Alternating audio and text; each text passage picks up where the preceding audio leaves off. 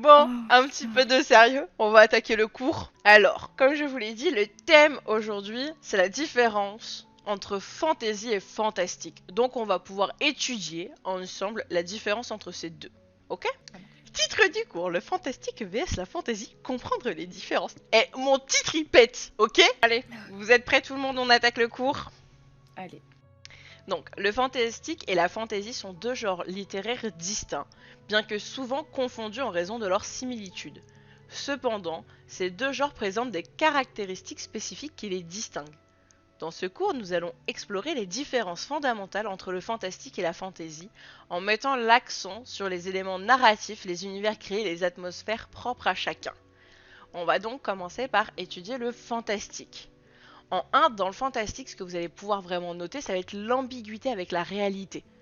Le fantastique se caractérise par une incertitude quant à la frontière entre le surnaturel et le réel. Les œuvres fantastiques introduisent des éléments surnaturels sans les normaliser, créant ainsi une tension entre le rationnel et l'irrationnel.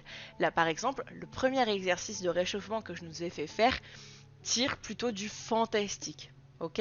En 2, vous allez avoir l'atmosphère d'inquiétude. Le fantastique cherche à susciter une atmosphère de mystère et d'angoisse.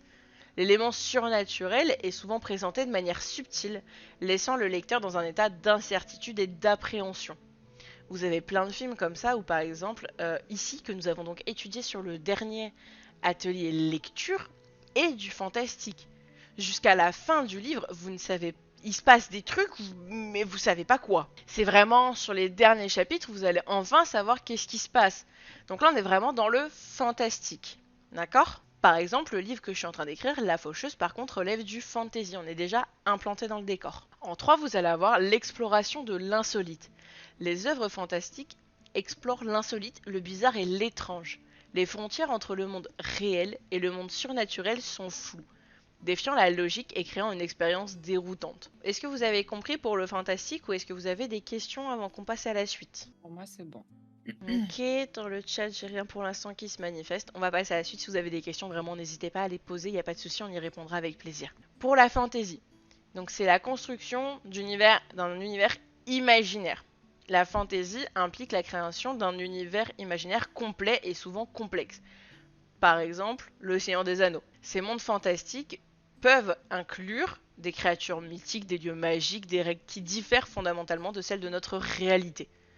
Derrière, les éléments magiques, dedans, ils sont normalisés. Contrairement au fantastique, la fantasy normalise les éléments magiques et surnaturels. La magie fait partie intégrante de cet univers et est souvent acceptée comme une réalité ordinaire par les personnages et le plus souvent, surtout dans la fantasy, vous allez avoir la quête et l'épopée. Les récits de fantasy impliquent souvent des quêtes épiques et des voyages héroïques. Encore une fois, je peux vous citer le Seigneur des Anneaux, avec Frodon et la quête de l'anneau. Les protagonistes sont souvent dotés de pouvoirs magiques ou sont impliqués dans des conflits entre les forces du bien et du mal. Jusqu'à là, tout le monde suit, c'est bon. On va faire un petit jeu. Poupou, Harry Potter. Fantastique. Oui. Non. Oui. Si, Si. il y a de la réalité. Si, c'est Si, fantastique. si. Oui. Qu'est-ce que je peux te donner? Hadès et Perséphone. Mais je l'ai pas lu. Ah oui, mais c'est facile de deviner à quel genre ça appartient. Bah, c'est fantasy. Oui. T'es bien ma Poupou.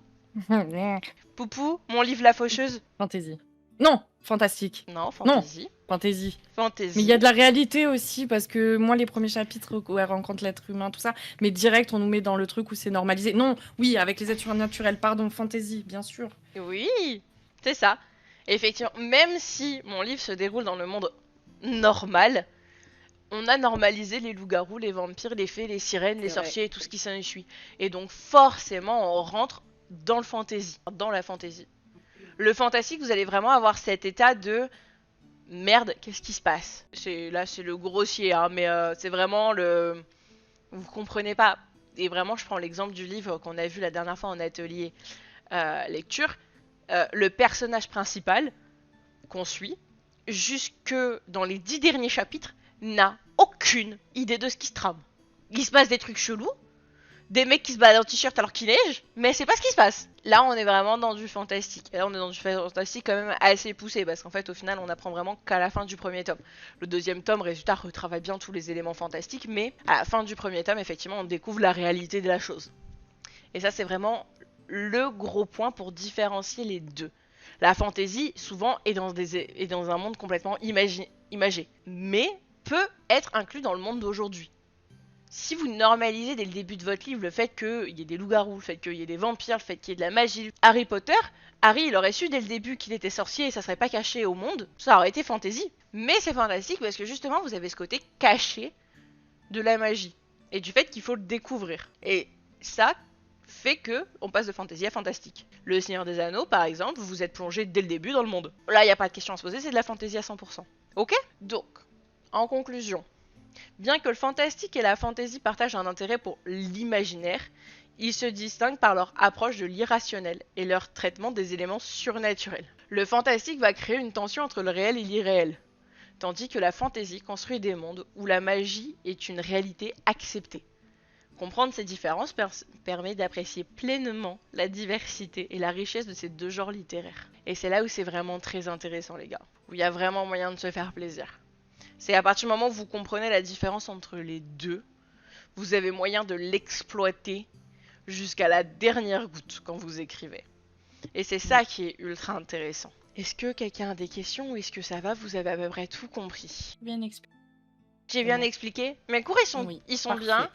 Ouais, je trouve que c'est très clair, c'est fluide, ça se comprend. Après, voilà, les personnes peut-être qui n'ont pas la trame sous les yeux, il y a peut-être plus d'infos à digérer. Mais quand on a la trame sous les yeux, plus ton appui derrière du cours, personnellement, je trouve. Bon bah ça va. Si Pou elle aime bien, alors je suis rassurée. Poupou, Oui, on va j'ai pas... lu.